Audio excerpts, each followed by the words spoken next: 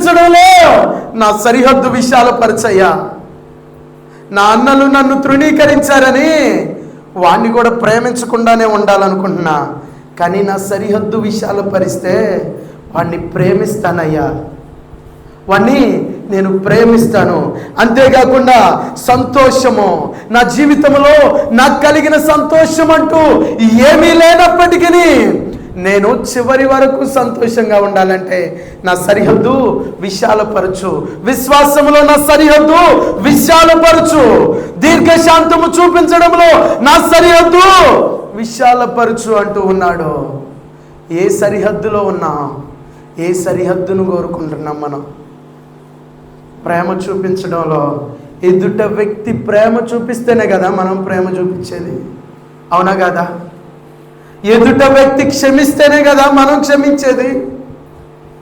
ఎదుట వ్యక్తి మన అక్కర తీరిస్తే కదా మనం కూడా వారి అక్కరలో తోడుండేది. కానీ సరిహద్దు విశాలపరచబడితే, ఏ సరిహద్దో తెలుసా? ఆత్మఫలాలనే సరిహద్దు. ఆత్మఫలాలనే సరిహద్దు విశాలపరచబడితే నిన్ను ప్రేమించకపోవచ్చు, నిన్ను క్షమించకపోవచ్చు, నిన్ను హక్కున చేర్చుకోకపోవచ్చు, కానీ నీవు క్రీస్తు ప్రేమను చూపిస్తావు. నీవు క్రీస్తు ప్రేమను చూపిస్తావు.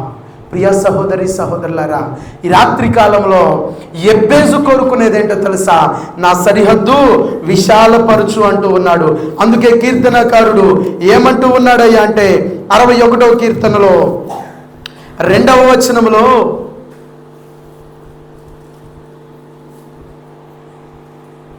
61వ కీర్తన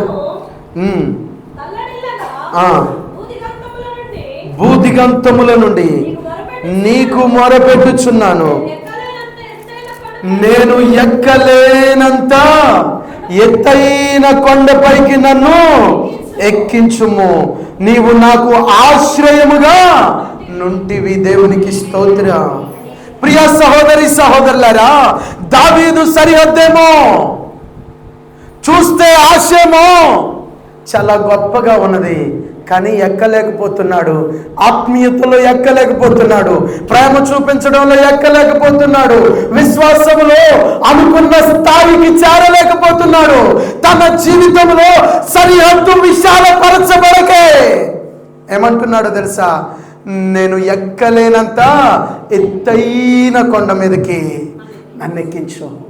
నేను ఎక్కలేను, నేను ప్రేమ చూపించలేను, నేను క్షమించలేను, నేను ఎవరిని ఆదరించలేను.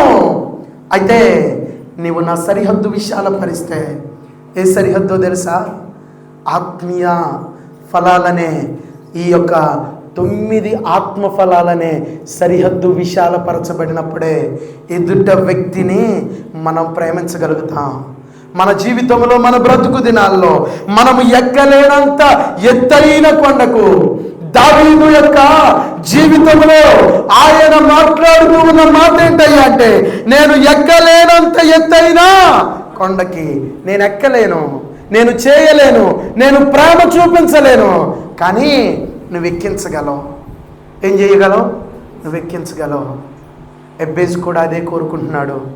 నా జీవితంలో నా సరిహద్దు విశాలపరచబడాలంటే నేను ఏర్పరచుకున్న సరిహద్దు కాదు. ప్రార్థన జీవితంలో ఇప్పటి వరకు ప్రియ సహోదరి సహోదరులారా, ఇంక ఈ టైం చాలే అనుకున్నావా? పరిశుద్ధంగా జీవించడంలో ఈ సరిహద్దు చాలే, ఈ భక్తి చాలే, ఈ ఉపవాసాలు చాలే అని సరిహద్దు నిర్ణయించుకొని బ్రతుకుతున్నావేమో. సరిహద్దు నిర్ణయించుకొని బ్రతుకుతున్నావేమో. 10 నిమిషాలు ప్రార్థన చేయగానే అమ్మో ఇప్పటికే ఎక్కువ టైం ప్రార్థన చేశా అనుకుంటున్నావేమో. గట్టిగా 3 రోజులు ఉపవాసం ఉంటే చాలా ఎక్కువ రోజులు ఉపవాసం చేశా అనుకుంటున్నావేమో. నీ జీవితంలో ఆత్మీయత అనే సరిహద్దు విశాలపరచబడకుండా నీవు ఆశీర్వదించబడలేవు.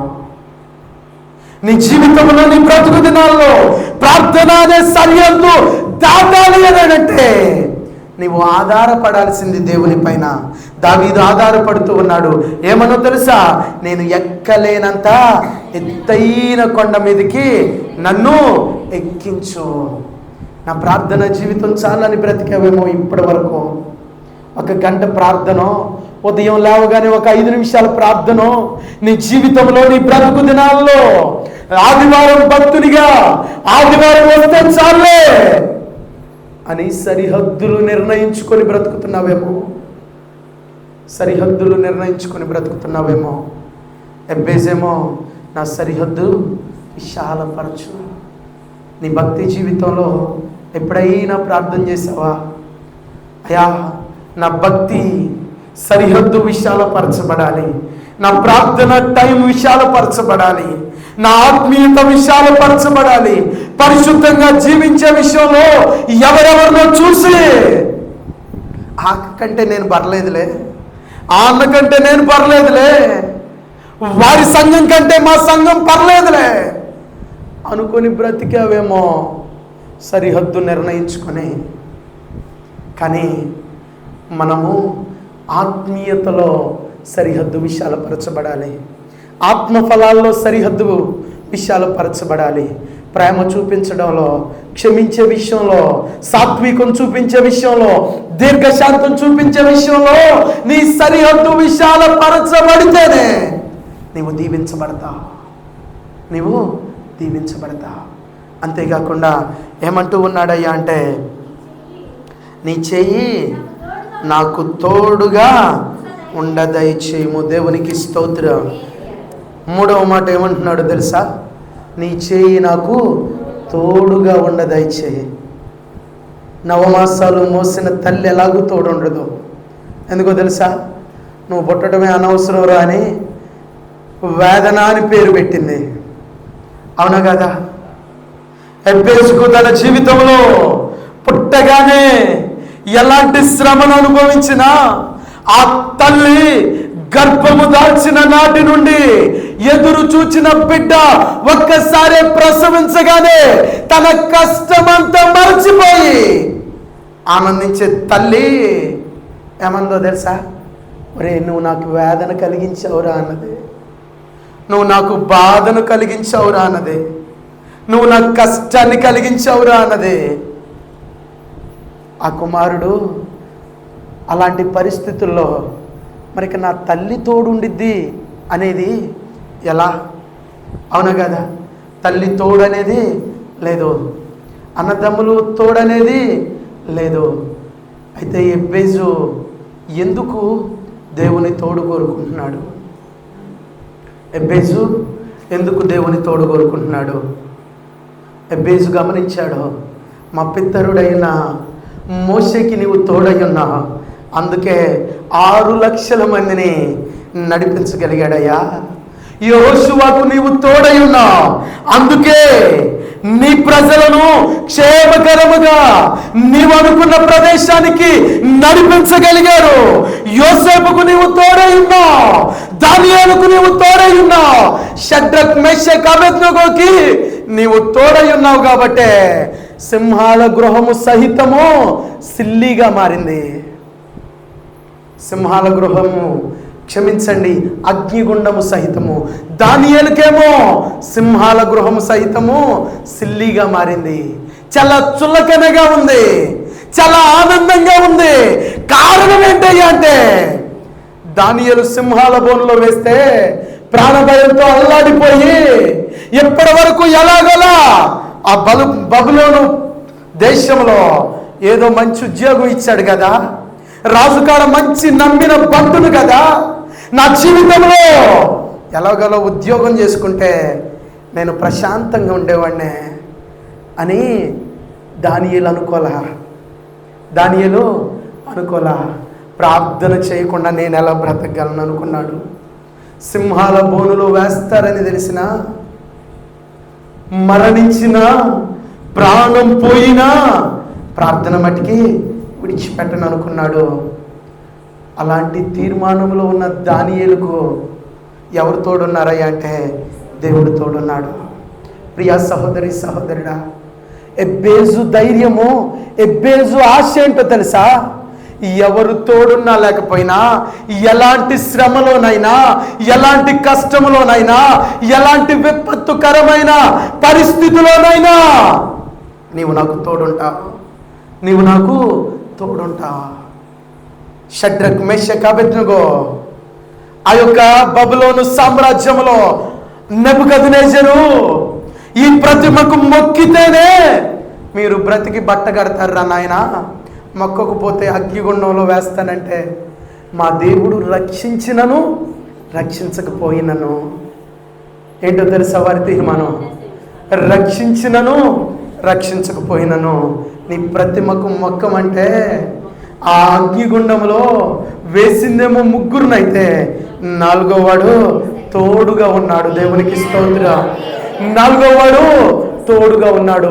ప్రియ సహోదరి సహోదరులారా, అదే ధైర్యంతో, అదే ఆశతో, అదే విశ్వాసంతో మోషేకు తోడున్నావు కాబట్టి క్లాసులో 60 మంది ఉంటే గంట క్లాస్ చెబితే ఆ టీచర్ 10 సార్లు మొత్తుకోవాలి, అరే సైలెంట్గా ఉండండి అని. అవునా కదా? సైలెంట్గా ఉండండి అని 10 సార్లు మొత్తుకోవాలి గంటకే. కానీ 6 లక్షల మంది వయసులో పెద్దోళ్ళు ఉన్నారు, వయసులో పెద్దోళ్ళు ఉన్నారు, తలబండిన నాయకులు ఉన్నారు, ముక్కు పచ్చలారని ఎందరో పసిపిల్లలు ఉన్నారు. వారందరినీ నడిపించగలిగాడంటే మోషే తన టాలెంట్ కాదయ్యా, తన జ్ఞానం కాదయ్యా, నీ తోడున్నదయ్యా. నాకు నా తల్లిదండ్రులు తోడు లేకపోవచ్చు, ఎబ్బేసు మరుపెడుతూ ఉన్నాడు, నానుకున్న అన్నదమ్ముల తోడు లేకపోవచ్చు, కానీ నీ తోడున్న ప్రతి వ్యక్తి దీవించబడ్డాడు, నీ తోడున్న ప్రతి వ్యక్తి ఆశీర్వదించబడ్డాడు, నీ తోడున్న ప్రతి వ్యక్తి శ్రమలో సైతము తప్పించబడ్డాడు. నాకు నీ తోడు కావాలయ్యా, నాకు నీ తోడు కావాలని ఎబ్బేసి కోరుకుంటున్నాడు. మనం ఎవరి తోడు కోరుకుంటున్నాం ఈ రాత్రి? ప్రియ సహోదరి సహోదరుడా, నవమాసాలు మోసి పెంచి పెద్ద చేసిన తల్లిదండ్రులు ఉన్నారులే, వాళ్ళకు పలుకుబడి ఉందిలే, సంపాదించిన ఆస్తి ఉందిలే, వారికే వారి కుమారుణ్ణయ్యున్న నాకే అనుకుంటున్నావా? వారికే వారి బిడ్డనయ్యున్న నాకే అనుకుంటున్నావా? తల్లిదండ్రులు సహితము ఏదో ఒక రోజు విడిచిపెడతారు, ఇది వాస్తవం. తల్లిదండ్రులు సహితము ఏదో ఒక రోజు విడిచిపెడతారు, కాదంటారు. ప్రేమించే అన్నదమ్ములు సహితము ఏదో ఒక రోజు విడిచిపెడతారు, ఏదో ఒక రోజు కాదంటారు. మనకు సమృద్ధిగా దీవెనకరంగా ఆశీర్వాదకరంగా ఉంటే మా అన్న మా తమ్ముడు అంటారు. ఒక్కసారి నువ్వు అనామకుడు అయితే, ఒక్కసారి నీకున్నదంతా కోల్పోతే, నీకు సమాజంలో విలువ లేకపోతే, సరైన చదువు లేకపోతే, సరైన పలుకుబడి లేకపోతే మొట్టమొదటిగా దూరం అయ్యేది ఎవరో తెలుసా? నీ అన్నదమ్ములే. ఎబ్బేసి అందుకే ఎవరు తోడున్నా లేకపోయినా నీ తోడుంటే చాలయ్యా, నీ తోడుంటే చాలు. మోషే పరిచారకుడై ఉన్న యెహోషువ తను కూడా ఇశ్రాయేలీలను నడిపించగలిగాడంటే కారణం ఏంటో తెలుసా? దేవుని తోడు, దేవుని తోడు. ప్రియ సహోదరి సహోదరులారా, ఈ రాత్రి కాలంలో ఎవరి తోడు కోరుకుంటున్నాం? కట్టుకున్న భర్త తోడా? ఎప్పటి వరకు ఉండిద్దో కూడా తెలియదు. పెంచి పెద్ద చేసిన తల్లిదండ్రుల తోడా? ఏమో తెలియదు. కానీ మోషే వలె, యెహోషువ వలె, షడ్రక్, మేషక్, అబేద్నెగో వలె, యోసేపు వలె, అంతేకాకుండా దానియేలు వలె వారికి తోడున్న దేవుడే మనకు తోడుండాలంటే అదే విశ్వాసంలో బ్రతుకుదుముగాక, ఆయన తోడునే కోరుకుందుముగాక. ప్రతి పరిస్థితిలో ఎవరు తోడున్నా లేకున్నా నా దేవుడు తోడున్నాడనే ధైర్యముతో బ్రతుకుదుముగాక. ప్రియ సహోదరి సహోదరులారా, అందుకే కీర్తనకారుడు 73వ అధ్యాయంలో 25వ వచనంలో ఏమంటూ ఉన్నాడయ్యా అంటే, ఆకాశమందు నీవు తప్ప నాకెవరున్నారు? జాగ్రత్తగా విన్నావు. నీవు నాకుండగా ఈ లోకములోనిది ఏది నాకు అక్కర్లేదంటూ ఉన్నాడు. ప్రియ సహోదరి సహోదరులారా, ఆసాపు మాట్లాడుతూ ఏమంటున్నాడో తెలుసా? ఆకాశమందు నీవు తప్ప నాకెవరున్నారయ్యా? భూలోకంలో అందరు ఉన్నారు, కానీ అందరూ నన్ను విడిచిపెట్టినోళ్లే. తల్లి ఉంది, విడిచిపెట్టింది. తండ్రి ఉన్నాడు, విడిచిపెట్టాడు. అన్నదమ్ములు ఉన్నారు, విడిచిపెట్టారు. రక్త సంబంధికులు ఉన్నారు, విడిచిపెట్టారు. కానీ ఆకాశమందు నీవు తప్ప నాకెవరున్నారు? నీవు నాకుండగా ఈ లోకంలో ఏది వద్దు, ఏది వద్దు. నీవు నాకుండగా, నీవు నాతో ఉంటే, నీవు నాలో ఉంటే, నీవు నాతో వస్తే నాకేది వద్దు. ఏమొద్దో తెలుసా? ఆస్తి వద్దు, పలుకుబడి వద్దు, అన్నదమ్ముల ప్రేమ వద్దు, తల్లిదండ్రుల ప్రేమ కూడా వద్దు. ఎందుకో తెలుసా? అదేదో ఒకరోజు కనుమరుగైతే. నీవు నాకుండగా ఈ లోకంలో ఏది నాకు అక్కర్లేదు అంటూ ఉన్నాడు. కారణం ఏంటో తెలుసా? నీవుంటే నాకు అన్నీ ఉంటాయి. నీవుంటే నాకు అన్నీ ఉంటాయి. మన జీవితంలో, మన బ్రతుకు దినాల్లో దేవుడు మనతో ఉంటే మన అక్కర తీర్చబడింది. నీవు శ్రమలో ఉంటే చూడలేడు, నీవు బాధలో ఉంటే చూడలేడు. నీవు అవమానించబడుతూ ఉంటే కన్న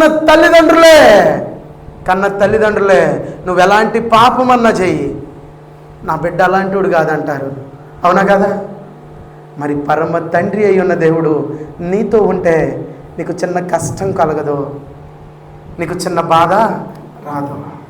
4వ మాట ఏమంటున్నాడు తెలుసా? నాకు కీడు రాకుండా దానిలో నుండి నన్ను తప్పించు. 4వ మాట ఏమంటున్నాడు తెలుసా? నాకు కీడు రాకుండా, నాకు శ్రమ కలగకుండా, నాకు ఆపద సంభవించకుండా దానిలో నుండి నన్ను తప్పించు.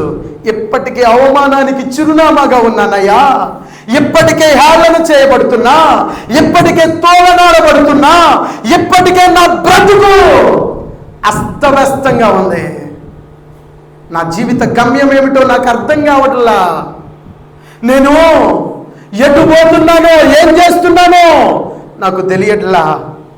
ఇప్పటికే ఎన్నో శ్రమలు అనుభవించా, ఎన్నో కష్టాలు అనుభవించా, కీడును అనుభవించా. కానీ నాకు కీడు రాకుండా దానిలో నుండి తప్పించు. మనం ఎప్పుడు ప్రార్థన చేస్తామో తెలుసా? కీడు వచ్చాక, శ్రమ కలిగాక, అంత కోల్పోయాక, అన్ని విషయాల్లో అందరూ చేతులెత్తేసి, ఆరోగ్య విషయంలో డాక్టర్లు సైతము చేతులెత్తేసి మా వల్ల కాదన్నప్పుడు, ఆస్తంతా కోల్పోయినప్పుడు, నానుకున్న వారందరూ విడిచిపెట్టినప్పుడు, అప్పుడు వస్తాం దేవుని కాడికి. అప్పుడు వచ్చి, దేవా ఈ కీడులో నుంచి తప్పించయ్యా, ఈ శ్రమలో నుంచి తప్పించయ్యా, ఈ ఆపదలో నుండి తప్పించయ్యా అంటాం. కానీ ఎబ్బేసి ఏమంటున్నాడు తెలుసా? కీడే రాకుండా, ఏంటదంట? కీడే రాకుండా నన్ను దానిలో నుండి తప్పించు. మన ప్రార్థన కూడా ఎలా ఉండాలో తెలుసా? శ్రమ వచ్చినప్పుడు ప్రార్థన చేయడం కాదు, కష్టం వచ్చినప్పుడు ప్రార్థన చేయడం కాదు, కన్నీరు వచ్చినప్పుడు ప్రార్థన చేయడం కాదు, ఆపద వచ్చినప్పుడు ప్రార్థన చేయడం కాదు. ఆపద రాకమునుపే, శ్రమ రాకమునుపే, రోగం రాకమునుపే నీ జీవితంలో నువ్వేం చేయాలో తెలుసా? అయ్యా నన్ను కాపాడయ్యా, నన్ను భద్రపరచయ్యా అని ప్రార్థన చేయాలి. ప్రియ సహోదరి సహోదరుడా, అందుకే ఆ యొక్క ఎబ్బేజు ఏమంటూ ఉన్నాడయ్యా అంటే, ఆ యొక్క వచనంలో చదువుదాం. 9వ వచనాన్ని చదువుదాం. ఎబ్బేజు తన సహోదరులందరికంటే ఘనత పొందిన వాడై ఉండెను, వేదన పడి ఇతనిని కంటినని అతనిని తల్లి అతనికి ఎబ్బేజు అని పేరు పెట్టెను. ఎబ్బేజు ఇశ్రాయేలీల దేవుని గూర్చి మొరపెట్టి, నీవు నన్ను నిశ్చయముగా ఆశీర్వదించి నా సరిహద్దులు విశాలపరిచి నీ చేయి నాకు తోడుగా ఉండ దయచేసి నాకు కీడు రాకుండా దానిలో నుండి తప్పించుము అని ప్రార్థన చేయగా, దేవుడు అతడు మనవి చేసిన దానిని అతనికి దయచేసెను. ఎబ్బేజు ప్రార్థన చేశాడు, దేవుడు దాన్ని దయచేశాడంట. ఎబ్బేజు ప్రార్థన చేశాడు, ఎబ్బేజు మొరపెట్టాడు, దాన్ని దేవుని కాడ పొందుకున్నాడంట. ప్రియ సహోదరి సహోదరులారా, ఈ రాత్రి కాలంలో వాక్యం వింటూ ఉన్న ప్రియ దైవ జనాంగమా, దేవుడు ఈ రాత్రి మనతో కూడా మాట్లాడుతున్నాడు. నీ బ్రతుకు మారకపోవడానికి, నీ కుటుంబం కట్టబడకపోవడానికి, నీ జీవితంలో నెమ్మది లేకపోవడానికి, నీ అప్పుల భారం తీరకపోవడానికి, నీకు సరైన ఆరోగ్యం రాకపోవడానికి కారణం ఎవరో తెలుసా? నీవే. ఏంటో తెలుసా? ప్రార్థన చేయట్లా. ఎబ్బేజు ప్రార్థించాడంట, దేవుడు తన మనవి ఆలకించి దాన్ని దయచేశాడంట. నీ జీవితంలో ప్రార్థించకే నీ బ్రతుకు ఎక్కడేసామంటే గొంగడి అక్కడ అలానే ఉంది, ఆశీర్వాదం అలానే ఉంది, బిడ్డల భవిష్యత్తు అలానే ఉంది, భర్త మార్పు అలానే ఉంది, సమాజంలో గుర్తింపు అలానే ఉంది. 10 సంవత్సరాల క్రితం నీ యొక్క జీవితము, నీ కుటుంబము, నీ ఆశీర్వాదం ఎలా ఉందో నేటికి అలానే ఉంది. కారణం ఏంటో తెలుసా? ప్రార్థించట్లా. కారణం ఏంటో తెలుసా? దేవునికి మొరపెట్టట్లా. మన జీవితంలో మొరపెడితే మొర ఆలకించిన దేవుడే, ప్రార్థన ఆలకించిన దేవుడే తప్పక మన మనవి విని మన మనవి ప్రకారము ఆయన దయచేస్తానని దేవుడు చెప్తూ ఉన్నాడు. ప్రియ సహోదరి సహోదరులారా, నీ జీవితంలో కూడా అందరితో వెలివేయబడిన జీవితమా? నీ కుటుంబము ఎబ్బేజు వలె తోలనాడబడిన జీవితమా? ఎబ్బేజు వలె తృణీకరించబడిన జీవితమా? అందరితో వెలివేయబడిన జీవితమా? నీ కుటుంబం ఏ స్థితిలో ఉన్నా, నీవు ఏ స్థితిలో ఉన్నా, ఎబ్బేజు వలె ప్రార్థించగలిగితే నీ జీవితాన్ని దేవుడు మార్చడానికి సిద్ధంగా ఉన్నాడు. ఈ ఉపవాసపు కూడికల్లో, ఈ 40 దినాల్లో నీవు ఇప్పటి వరకు ప్రార్థించకే ఆశీర్వాదాన్ని చూడలేదేమో, ప్రార్థించకే నీ జీవితంలో నెమ్మదిని చూడలేదేమో, ప్రార్థించకే నీ జీవితంలో నిజమైన దీవెన చూడలేదేమో, నీకు కావలసిన దాన్ని అసలు పొందుకోలేదేమో, నీ అక్కర్లు ఎన్నో ఉంటే అక్కర్లు తీర్చబట్టలేదేమో. అయితే ఎబ్బేజు వల్లే ప్రార్థన చేద్దాం. దేవుని ద్వారా మనము ప్రతిదాన్ని పొందుకొనదుగాక. కన్ను మూసుకుందాం, ప్రార్థన చేసుకుందాం.